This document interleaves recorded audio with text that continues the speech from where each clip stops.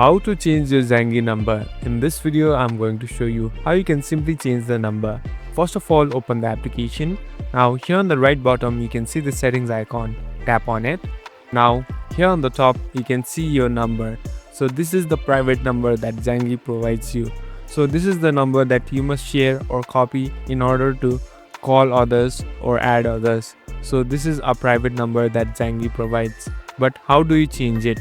So there is no option as changing the number because this is the default one and you cannot change and call with another numbers. So the only option is by switching another account or deleting this number and creating a new account because it is a one-time number.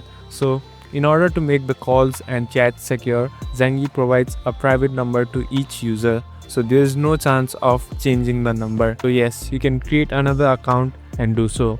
Thank you for watching this video. I hope this video will help you.